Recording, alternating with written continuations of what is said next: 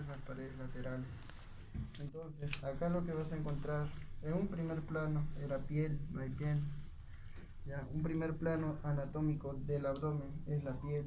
Debajo de la piel, el tejido celular subcutáneo, tras ello viene la aponeurosis y recién aparecerían esto de acá, que es lo músculo. Entonces, estos vienen a ser los músculos que forman parte de lo que se llama prensa abdominal, ¿ya? Entonces, ¿quiénes son esos músculos que forman la prensa abdominal? Entonces, por acá vas a tener uno, a este, que viene a ser el recto anterior del abdomen. Acá tienes al otro, que es el otro recto anterior del abdomen. Entonces, son los músculos rectos anteriores del abdomen. Ahí están. Y por acá tienen a estos otros músculos que vienen a ser de superficie a profundidad, fibras de atrás hacia adelante y abajo, oblicuo mayor, fibras de abajo hacia arriba, ¿ya? Y de afuera hacia adentro, este es oblicuo menor, y fibras horizontales, esto es transverso. O sea, sus músculos, sus nombres en realidad vienen según la dirección y la orientación de la fibra. Entonces, ¿qué es totalmente horizontal? Esto viene a ser justo el transverso, ahí se ve mejor. ¿Sí? Ahí se ven las fibras transversas. Aproxímense, pues. Más aproxímense para que puedan ver. Entonces, ahí tienen justamente a esto que viene a ser el músculo transverso del abdomen. ¿Sí? Entonces, el transverso del abdomen. ¿Qué plano sería ese? Tercer plano. Un segundo plano formado por el oblicuo menor y sobre esto el oblicuo mayor u oblicuo externo. Ahí está.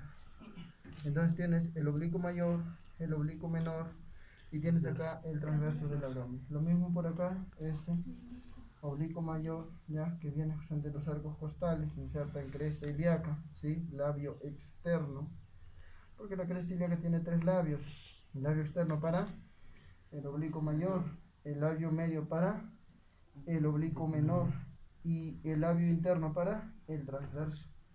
Los tres músculos, grandes músculos del abdomen, se insertan en la cresta ilíaca, pero también se va a insertar en la espina del pubis a través de lo que se llama como ligamento inguinal. ¿Pero quién se inserta como ligamento inguinal? El oblicuo mayor. ¿Por qué? Porque esto que se llama ligamento inguinal, esta estructura, es una dependencia del oblicuo mayor.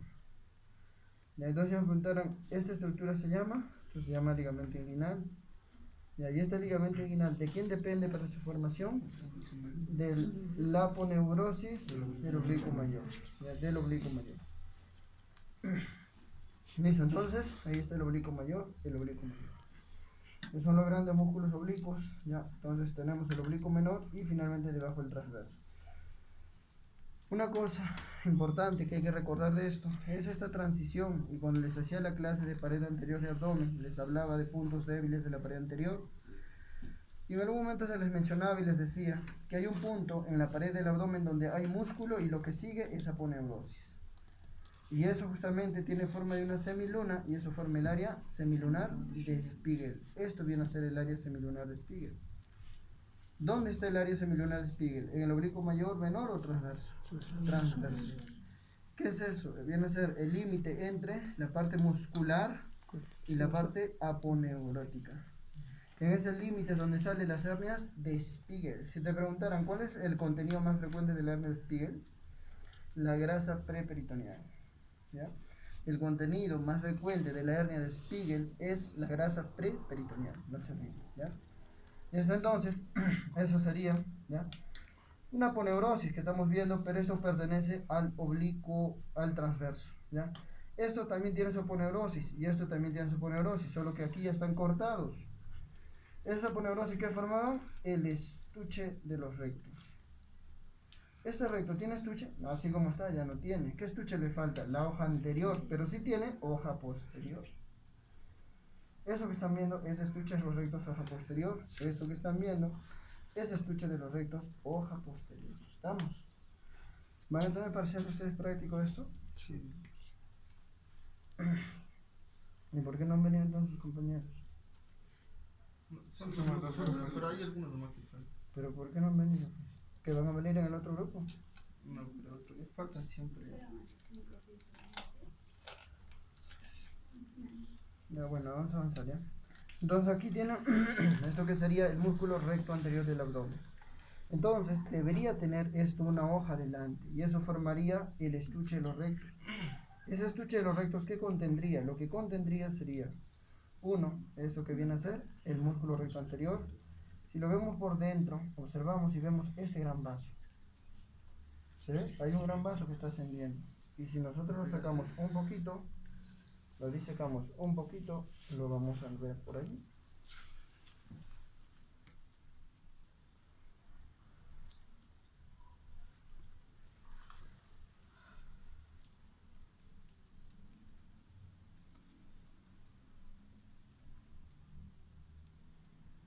Ahí está, es un gran vaso, arteria y vena. ¿Se ve? Esa es la arteria y vena. ¿Ves por acá encima? Y ahí está, ¿ves cómo asciende? Entonces, eso viene a ser la arteria y vena epigástrica inferior. Esa viene a ser la gran vena, que normalmente sale ¿de dónde? De la arteria y vena ilíaca externa, miren, son tremendos vasos. ¿Qué es esto de acá? El más profundo acá. Por el color, vena. Por la consistencia, vena. Esto, más grueso en pared, pero más no en espesor, en calibre no. Calibre más grande son las venas generalmente. En consistencia y en grosor de pared, las arterias. Tienen doble capa elástica, tienen más capas tisulares. Por eso que son más gruesos. Entonces, esto viene a ser la arteria ilíaca externa, esta es la vena ilíaca externa, observen bien. Por dentro, por fuera, los ilíacos externos. Pasan el ligamento inguinal, que viene a ser esto, y tras pasar el ligamento inguinal, ¿qué va a ocurrir?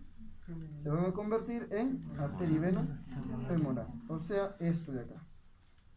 Entonces acá lo que ya estás viendo es arteria y vena femoral. Entonces, vasos femorales, vasos ilíacos externos. ¿Dónde cambian el nombre? Por debajo del ligamento inguinal. Podemos observar, y aquí hay un punto donde está roto, ¿se ve? De ahí salía exactamente la epigástrica, ¿sí? Entonces, de ahí salía la arteria y vena epigástrica inferior. ¿Y qué formaba este espacio? ¿Cómo se llama este espacio? Triángulo de Hesselbach. ¿Cuáles eran los límites del triángulo Hesselbach? Por abajo, ¿quién era? Ligamento inguinal. Por dentro, el recto anterior, el borde lateral del recto anterior. Y por fuera, ¿quién era? La arteria y vena epigástrica. ¿Dónde está eso? Aquí está, pues, esto que estamos viendo. Ahí está la arteria y vena epigástrica. Esto iba acá. Entonces, ahí están los vasos epigástricos contenidos en el estuche de los rectos, ¿ya? Entonces, te preguntaran, ¿contiene arteria epigástrica superior, epigástrica inferior? Contiene el músculo recto anterior del abdomen y si hubiera, el piriforme o piramidal, ¿ya? No está la hoja anterior, pero aquí sí está la hoja posterior. Ahora, acá tienen que notar también la otra, que viene a ser justamente la transición que hacía los estuches y cambiaban de adelante hacia atrás. Miren claramente acá. ¿Qué es esto que estamos viendo acá? Vasos, arteria y vena epigástrica inferior. Ahí está, estamos. Sí, eso es bien claro. Arteria y vena epigástrica inferior. ¿De dónde se origina? Se origina de arteria y vena ilíaca externa. Acá igualito, arteria y vena epigástrica inferior. Se origina de lo que es arteria y vena ilíaca externa. Pero ¿qué estamos observando? Por acá observamos que esta parte del estuche es totalmente delgado, es muy delgado. En cambio, hacia arriba, esto es más grueso. Y es evidente el espesor, miren. Acá grueso, parecieran muchas capas. En cambio, acá es delgadísimo. Acá se ve mejor. Y esto es... Se ve, este es el estuche de los rectos. ¿Qué hoja? Posterior. ¿Y qué estamos observando? Que en la parte de arriba, en los 2 tercios superiores, es grueso. Y en el tercio inferior es delgado. Pero por acá metemos la mano y mira cómo se forma esto. ¿Se ve o no? Esta cosa que parece un túnel, una boca. Arcada de Douglas. Ese es el arco de Douglas. ¿Qué era el arco de Douglas? Se les ha hecho en clase también. El punto donde las aponeurosis posteriores pasan todo hacia adelante. Antes del arco de Douglas, ¿cómo era el estuche de los rectos? 50% adelante, 50% atrás. Después del arco de Douglas, ¿cómo es? 100% adelante y solamente queda la fascia transversalis detrás. Eso se ha hecho en clase, ¿ya? Y se les ha dibujado el arco de Douglas, y me acuerdo que no sé cuántos esquemas hemos hecho ahí. ¿Ya? Entonces, ahí está, ese es el arco de Douglas, ¿ya? Entonces, ¿qué es eso? Transición de las aponeurosis de los rectos y oblicuos. rectos y oblicuos. Noche de los oblicuos y transversos, ¿ya? Entonces queda claro, eso viene a ser entonces el gran músculo recto anterior del abdomen, el músculo que ayuda a la flexión del tronco, ayuda a la flexión del tronco, ¿ya? Bueno, ahí está entonces, recuerden, este músculo se inserta en las espinas de los pubis, ¿ya? Y arriba en los arcos costales y también puede llegar a lo que viene a ser el esternón, ¿ya? Entonces ahí está, eso viene a ser los rectos anteriores. Sabemos, es anterior, esto es anterior, esto es anterior. Entonces, por acá,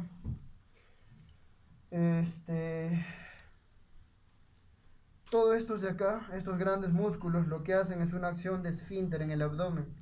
Comprimen el abdomen y por eso servía para la defecación, para el parto, para el pujo, para el vómito. ¿Recuerden? Para todas esas cosas sirve. Ya son músculos muy importantes que generalmente aumentan la presión intraabdominal. Tienden a aumentar mucho la presión intraabdominal, ¿ya? Vean de acá. Miren, esto ya no es estuche de los rectos. Estuche de los rectos es lo que está detrás del recto, pero más no ya esto. Pero aquí observamos que detrás del músculo, aparte de su aponeurosis, hay una cosa delgadita. Eso se llamaría, ¿cómo se llamaría? Fascia transversalis. Muy bien, eso sería la fascia transversalis. Entonces ahí estamos viendo la fascia transversalis, ¿ya? Donde está la fascia transversalis, que justamente está pegado acá pues a la pared anterior, como una estructura que luego en el tercio inferior va a formar como único parte de la pared posterior del estuche de los rectos. Listo, entonces tienes fascia transversalis, acá igual, pero aquí hay dos, ya en realidad debemos encontrar dos.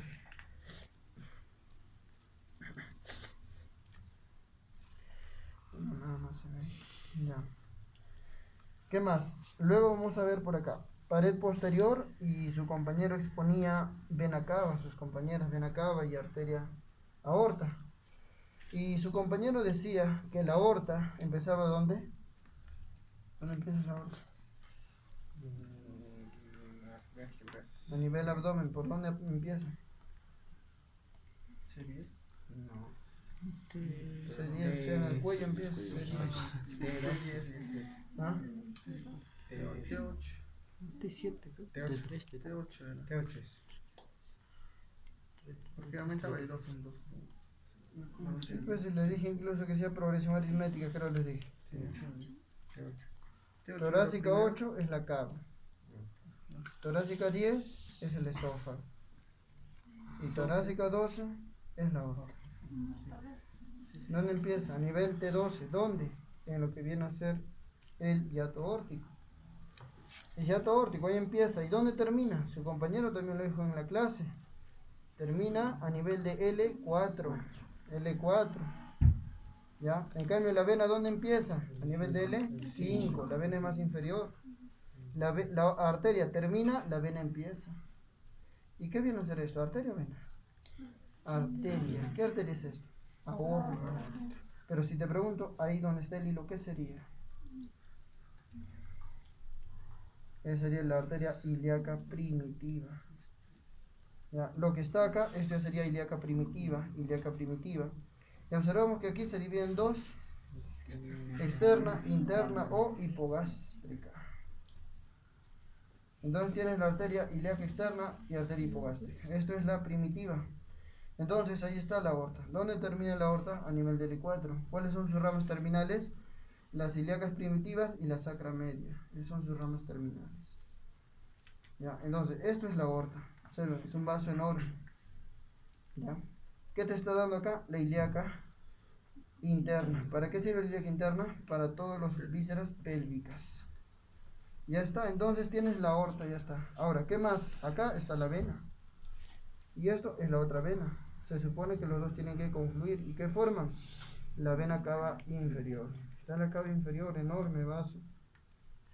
Esa es la cava. ¿Esa? Está roto.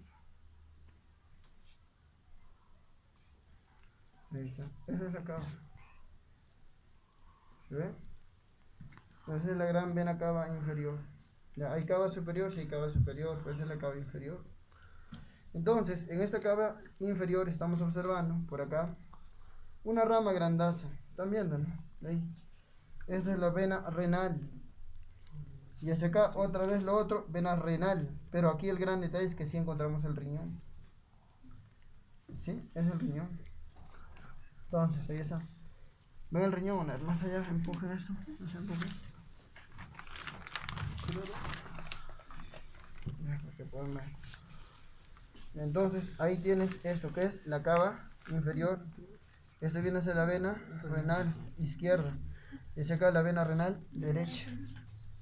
Esta es la vena renal derecha. Pero por acá también observamos, y sus compañeros también lo mencionaron, y les decía de que habían dos venas que salían de la aorta. ¿Quién será esta vena que está saliendo justamente de acá, de la cava inferior? Celíaco. ¿Quién será esa vena ahí?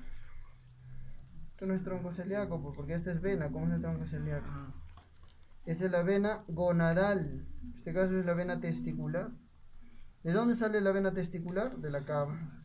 ¿Y dónde sale la vena gonadal? La vena testicular del lado derecho sale de la cava. En cambio, la vena testicular o gonadal del lado izquierdo sale de la vena renal. Era diferente. Ya, eso era diferente. Ya, ahí está. Entonces, esa es la vena gonadal. ¿Lo ven?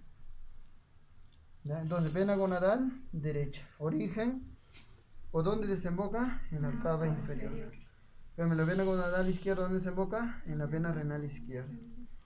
Listo, entonces miren, ahí están los dos grandes vasos de la pared. ¿Qué órganos o qué estructuras serán? ¿Retroperitoneales o intraperitoneales? Retroperitoneales, porque acá debe estar tapizado y forrado por peritoneo, pero lo han sacado todo. Así es que acá lo que tienen es una vena gonadal del lado izquierdo. ¿Estamos? ¿Listo? Ahí está. Aquí tienes, esta es cava inferior, es la vena ilíaca primitiva izquierda y vena ilíaca primitiva derecha. Listo. Bueno, entonces hasta ahí tienes todo eso. Ahora, por acá atrás observa, y ahí está pues la gran celda renal. ¿Se acuerdan de la celda renal? Se les hablaba que el riñón alrededor tenía grasa, y miren la grasa perirrenal. Está recubierto por grasa en todo su pared.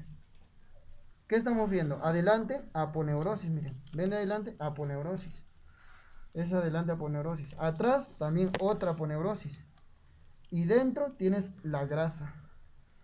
Entonces, eso es la grasa perirrenal, que en los abscesos genera más absceso y lesiona el riñón. Entonces, esto viene a ser el riñón del lado derecho. ¿Cómo se llamaba la fascia que estaba detrás? La fascia, la hoja posterior de la fascia renal o de la fascia de Gerota. ¿Cómo se llamaba? Zuckerkal. ¿Y cómo se llamaba la fascia anterior o la hoja anterior? Fascia de Toll. Toll y Zuckerkal, ¿qué forman? La fascia de Gerota. La gerota. La gerota lo forma la Zuckerkal y la de Toll. ¿Y qué forma en conjunto? La celda renal. Ya, lo que estamos viendo acá entonces es el riñón con su celda. Por acá observen esta estructura. ¿De dónde está saliendo? Del riñón. ¿Qué creen que sea esto? Uréter. Ese es el uréter, observen. Estructura que muchas veces el cirujano se lleva. Sí, pues, ese es el uréter. Así como está fácil reconocerlo, pero cuando está con peritoneo todo, esto está bien pegado a la pared. Así es que, pero ya vean dónde está el uréter. Hay que tener la referencia. El uréter es retroperitoneal. Retroperitoneal. Ya, ¿de dónde está saliendo ese uréter? De lo que viene a ser el riñón, del ilio renal, porque este riñón tiene su ilio. Entonces, si el riñón tiene una celda llamada celda renal, hacia arriba está cerrado, hacia abajo abierto. ¿Cierto? Hacia abajo está abierto. Listo. Entonces, esas son las estructuras que estamos viendo acá. ¿Ya? Entonces, esas serían las estructuras que estamos viendo por acá. ¿Ya? Entonces, ¿cómo llamamos a esto, chicos? Uréter. Esto es la cava inferior. Esto viene a ser vena gonadal. ¿Qué es ese acá? Vena renal izquierda. ¿Ya? Izquierda. ¿Y qué será esta cosa que está aquí? Mira, esta cosa grande. Arteria renal derecha, porque esto sale de la aorta. Pero la aorta está rota, ahí está, solo queda eso. Es la aorta. ¿Qué era esto acá? Ilíaca primitiva. Esto es externo. Listo, entonces ahí está. Ahora, ¿qué más hay en la pared posterior? En la pared posterior existía este gran músculo en la pared superior que formaba un cúpula. A ver, jalo así. Diafragma. Entonces, ahí estamos observando a esto que se llama diafragma. Ese es el gran diafragma. ¿Y qué tiene? Tiene justamente, a ver, levanta. Miren sus centros frénicos. 1, 2, 3. Esos son los llamados foliolos. ¿Dónde se originaba el diafragma? Se originaba en los centros frénicos, en los llamados foliolos. Ahí se origina. ¿A dónde se inserta? Mira, se inserta a las costillas. ¿A dónde más se inserta? Se inserta a la apéndice sifoide o apófisis sifoide. ¿A dónde más se inserta? A la pared posterior. ¿Pero a través de quién? Acuérdense, ¿qué era esto? Pilar derecho y pilar izquierdo. Estos son los grandes pilares del diafragma. Observen, aquí está, mira. Izquierdo y este es el derecho. ¿Quién es más largo, el izquierdo o el derecho?